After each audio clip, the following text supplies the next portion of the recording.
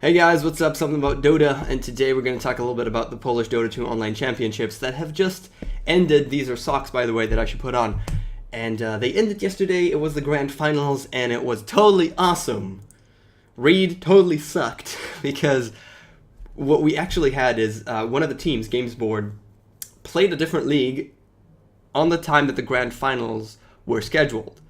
And it's the grand finals versus a game at a stupid league that they're just like at the start or something. I don't even know.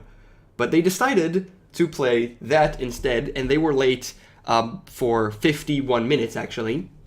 And at about 30 minutes, the admins decided, very rightfully so, I completely agree with this decision, to give SMM, or SMD, whatever you want to call them, so many minuses, a default win. A default one-game win. It's a best of 5, so the whole matchup is you have to win 3 games, and they started it basically with 1-0. And that was fine. And then eventually when we got started, after 51 minutes, past the time that we were supposed to start, SMM kind of won 2 games. Games Board were kind of all over the place. And it was pretty close. It wasn't a stomp in any manner, but SMM won, and it was 3-0 ended, and that's about it. And we got 2 games. At a best of 5, we got 2 games, which is less than the minimum amount that you're supposed to get.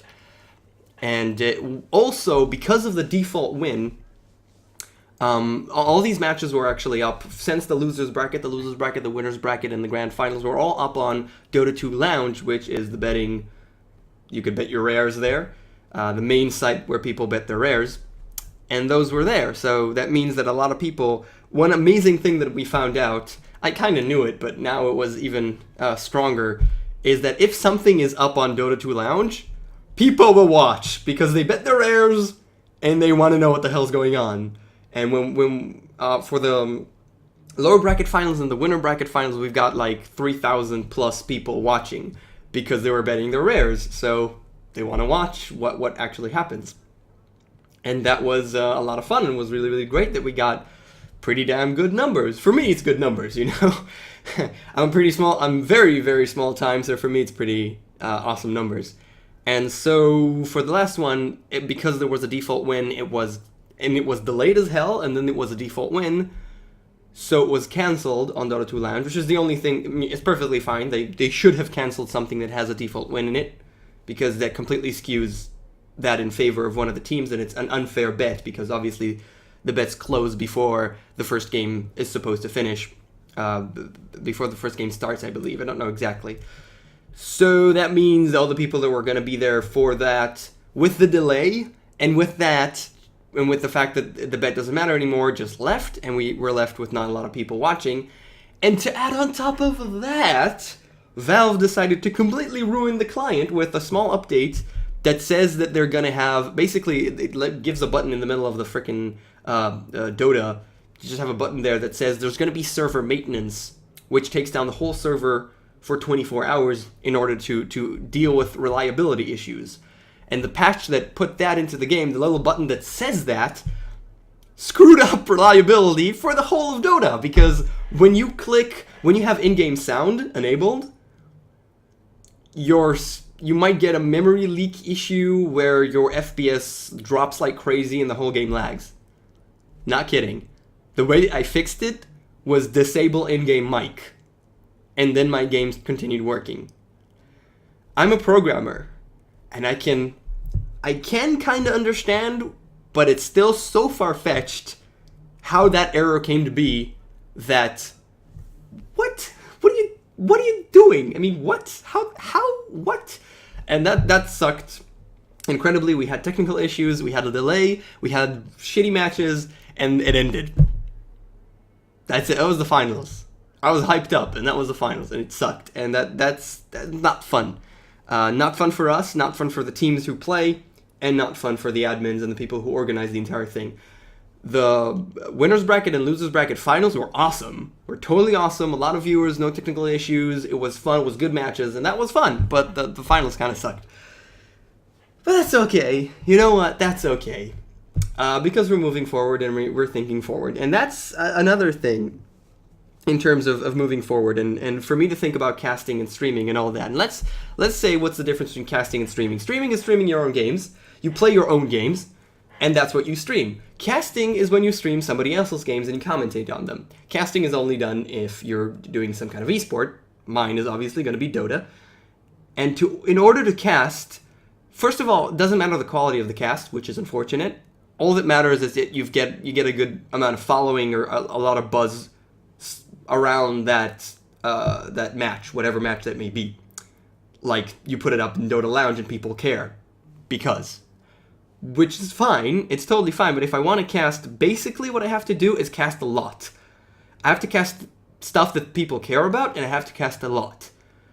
And those two, as long as I'm very small time, and I'm not a big shot, it's very hard to find and do.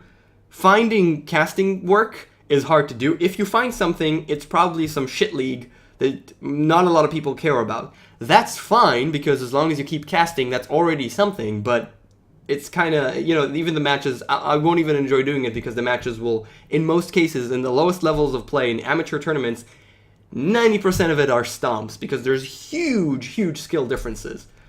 It's not that, if the skills are equal, then it's interesting.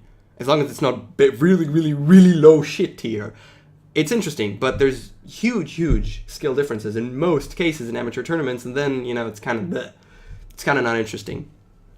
And that's casting, which interests me more. But, I'm just going to take whatever opportunity comes up, if I can do it, and just try and do it and see what happens. I'm not going to get big through that. I'm just not. But I'm going to do it anyways because it's a lot of fun, and I just enjoy doing it so much. And, maybe I'll catch a break eventually. Who knows? I'm not counting on it. I don't believe it'll happen, but I'm going to keep doing it.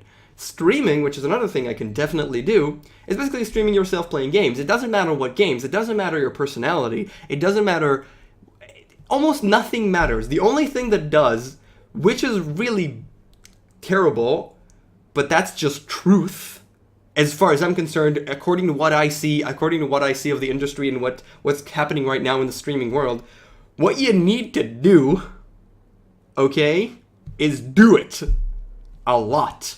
Consistently. If you're gonna stream 8 hours every single freaking day, 8 hours, it doesn't matter what game, it doesn't matter who you are, it doesn't matter if you're a total asshole, if you'll do it 8 hours a day, every single freaking day, a community of people will build around you, and you will grow. Period.